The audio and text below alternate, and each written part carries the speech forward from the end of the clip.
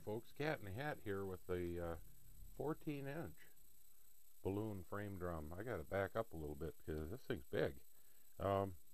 It's the 14-inch wooden embroidery hoop with a latex balloon stretched over it. A tricky thing to do, and I'll show you how it's done, or how I did it anyway. Maybe you can figure out a better way. This drum has a real deep sound. It's a lot of fun to play. Either just by hand or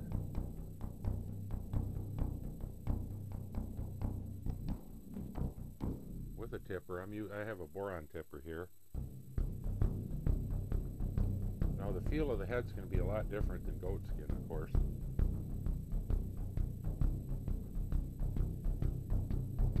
Enough of that. If you want to make one, here's how.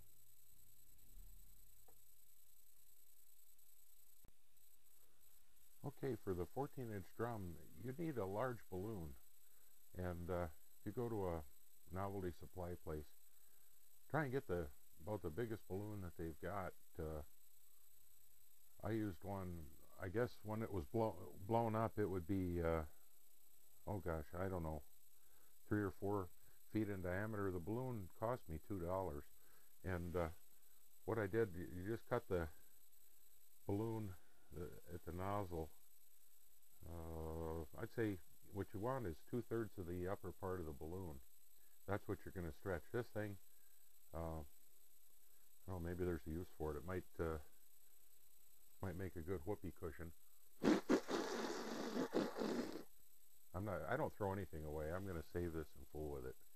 But you do need a big balloon to stretch over that 14-inch frame. So a 14-inch wooden ring, how do you get the balloon to stretch over that surface? Well, here's how I did it. You need a bunch of these clamps. They're not expensive. You can get them at Home Depot stores or a flea market, preferably. Anyhow, you take your large balloon and just fold it right over that edge, and take your clamp and clamp just about halfway up that frame. You got to leave room for putting the retainer ring on. And okay, now on the opposite side, pull the balloon down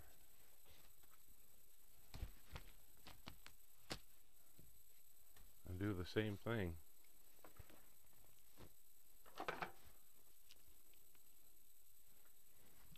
Another clamp. So okay, I've got 2 clamps and the balloon stretched that way. Now, while you're doing this, be careful. If these fly off, and they can fly off, you could put somebody's eye out.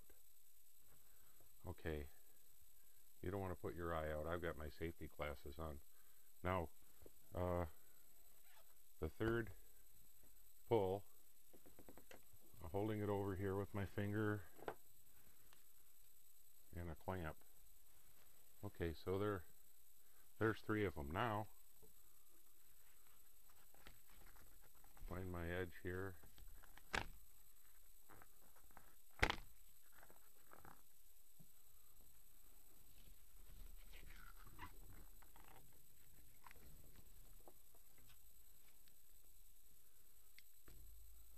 Okay, are you with me? 4 clamps so far. Our balloon is stretched that far. Now we'll just continue with a 5th clamp, a 6th clamp,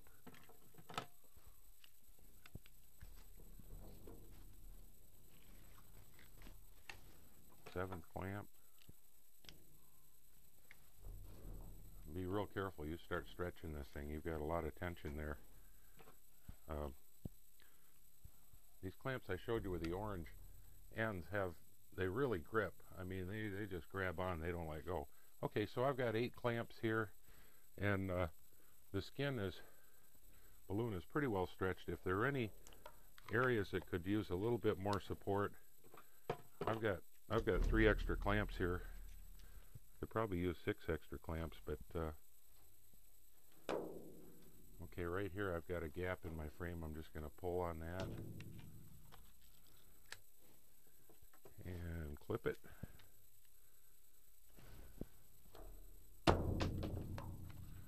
Okay, one of my clips let loose. I'm going to have to redo that spot.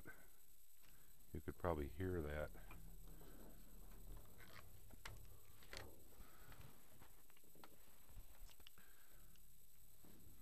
Okay, here's what I ended up with. You can see all these clamps holding the head in place.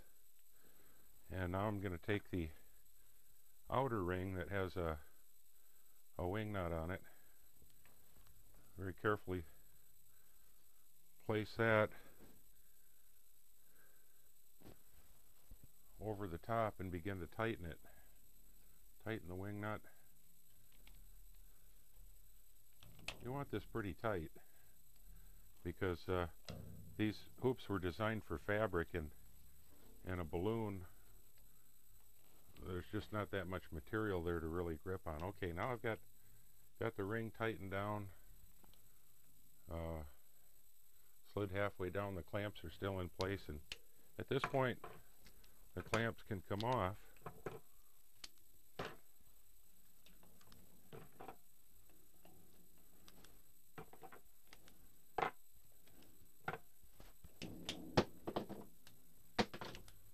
Just very carefully push down on that ring.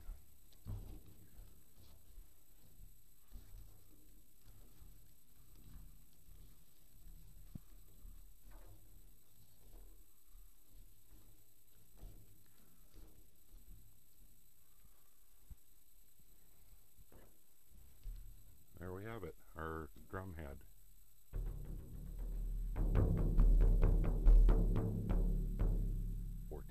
Drum.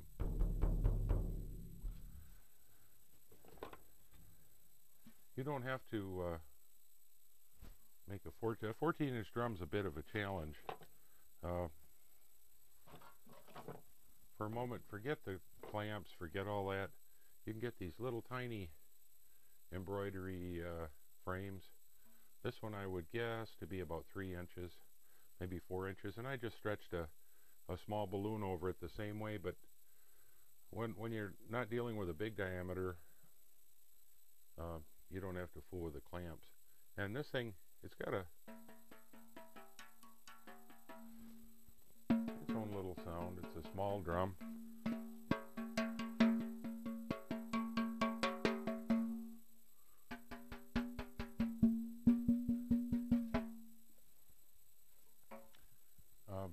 If you're doing any recording and want to get some unusual drum sounds, something like this, play it into a recording mic and tweak your sound settings, you can get some interesting sounds out of it. So you have your little mini frame drum or drum head. What can you do with it? It's fun to experiment around. This is just something I found in a dumpster. It's an empty cardboard shipping tube, and it just happens to be just a hair smaller than this 4-inch drum head ring. So what I'll do is put this over the end of the cardboard tube and just kind of hold it down with my fingers. Now I guess if you wanted to get fancy, it wouldn't be hard to figure out some kind of tensioning device, maybe some string or something to pull this head down. But anyhow, so here we have like a tube drum, and boy, does this thing have a deep sound.